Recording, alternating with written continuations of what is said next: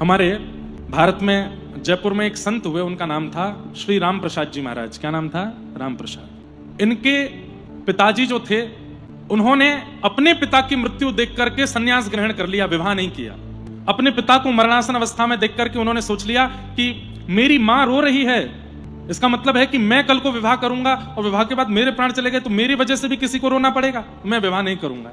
और इस कारण से उन्होंने विवाह नहीं किया। ध्यान से सुनिएगा। और विवाह ना करके सर्वगुण संपन्न होकर, संपत्ति होते हुए भी केवल अपने पिता की मृत्यु देख के ऐसा वैराग्य आया, सब छोड़ करके भजन करने वन में चले गए। और इतना नाम जप किया, इतना नाम जप किया, 24 घंटे ठाकुर श्री का नाम जप करते, राम जी का स्मरण करते, राम राम राम राम राम राम जपते रहते थे।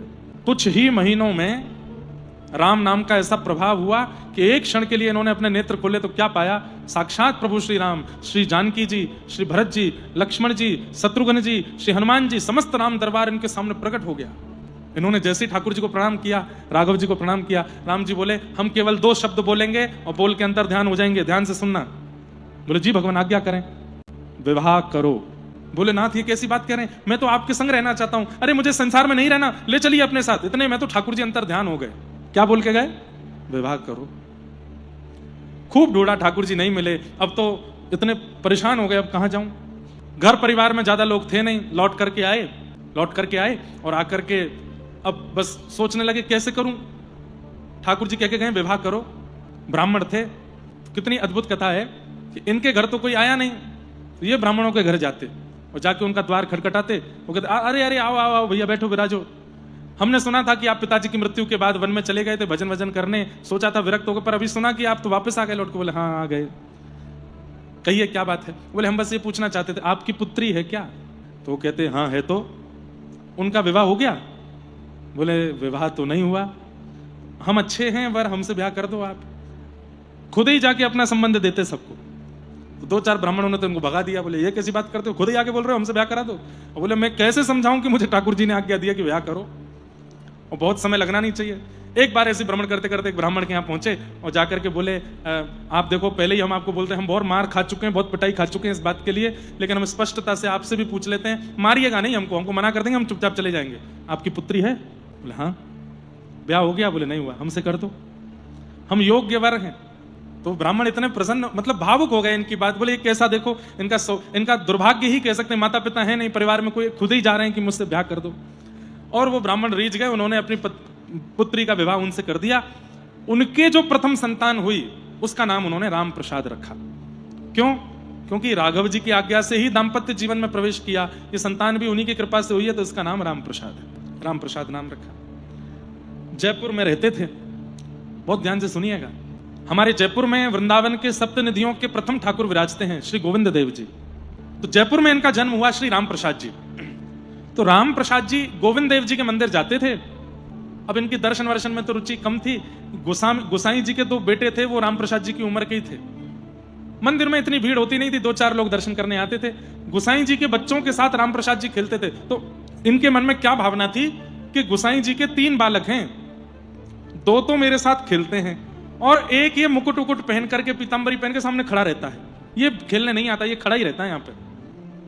तो राम प्रसाद जी ऐसा सोचते, कभी कभी मेरी माँ भी बहुत ज्यादा सुंदर बनाती है तो मुझे घर से नहीं निकलने देती। बोले बगल वाली की नजर लग जाएगी, सामने वाली देख लेगी, भीतर ही रहे। तो हमें लगता है गोसाई जी के ये छोटे लाला हैं, इनको बढ़िया पीतांबरी पहनाते हैं, चंदन वंदन लगा के, काजल लगा के, पगड़ी पहना देते हैं, तो कहीं नजर नहीं लग जाए, इसलिए ये खेलने नहीं आते।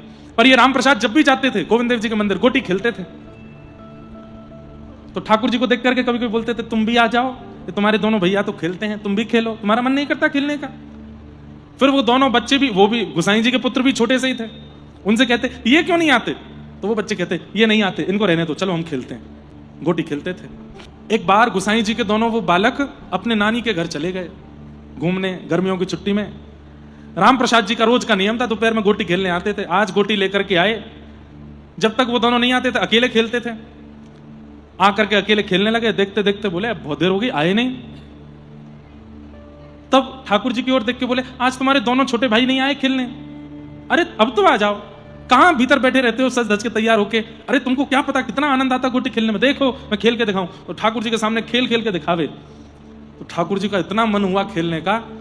मंदिर में एक दरबान था और एक बूढ़े से गोसाई जी थे, वो आसपास घूम रहे थे। ठाकुर जी बोले इनके सामने कैसे जाऊं? तो भगवान ने कुछ इच्छा प्रकट की, तो दरबान को तो बहुत जोर से उसका पेट खराब हुआ। वो भागा लघु शंका दीर्घ शंका के लिए। ऐसा पेट खराब हुआ कि आवेगा नहीं आधे घंटे से पहले। और जो गुसाई जी मंदिर में घूम रहे थे उनको बहुत जोर की भूख लगाई। सोचने लगे अभी भोजन करके आया था, पता नहीं भूख क्यों लग रही है। वे वापस मंदिर के पीछे अपने घर चले गए। पंडिताइन से बोले भोजन बनाओ, भूख लगी है, बड़ी जोर की भूख। अब मंदिर में कोई नहीं। इतने में ही ठाकुर जी ने, जो ऐसे खड़े रहते थे, बंशी तो रखी अपने फेंट में, हाथ वाथ सीधे किए और एक छलांग मार के आ गए नीचे। और आकर के बोले रोज मुझे परेशान करता है, रोज आकर के गोटियों से चिढ़ाता है, चल तुझे तेरे को तो बहुत बड़ा खिलाड़ी बनता है, मैं खेल के दिखाता हूं। आओ तो वो इतना खुश राम प्रसाद, अरे इतने दिनों से आता हूं, तुम कितना मीठा बोलते हो, अरे तुम खेलने आया करो, सुनो इधर रुकना। बोले क्या हुआ, तुम कितने सुंदर हो, तुम्हारे नेत्र, तुम वहां खड़े रहते हो तब भी सुंदर लगते हो, लेकिन अभी नीचे आए तो कितने अच्छे लग रहे हो।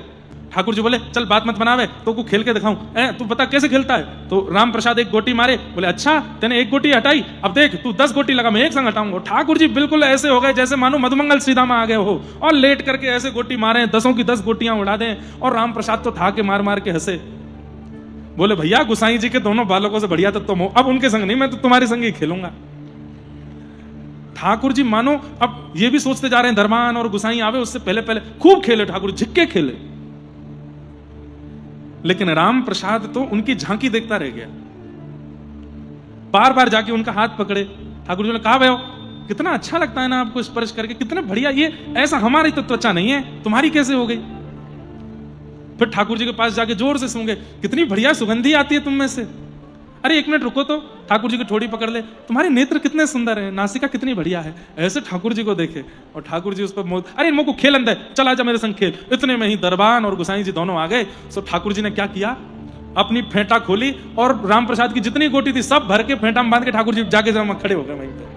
अब वो राम प्रसाद सामने खड़ा है, सामने खड़े होकर के रो मेरी गोटी ले गए हो, मेरी गोटी ले गए हो, अरे ये तो चोर है, ये तो छलिया है, और जोर जोर से चिल्लावे, हाथ पैर पटके, और कभी कुछ करे कभी कुछ करे, कभी कुछ हिलावे।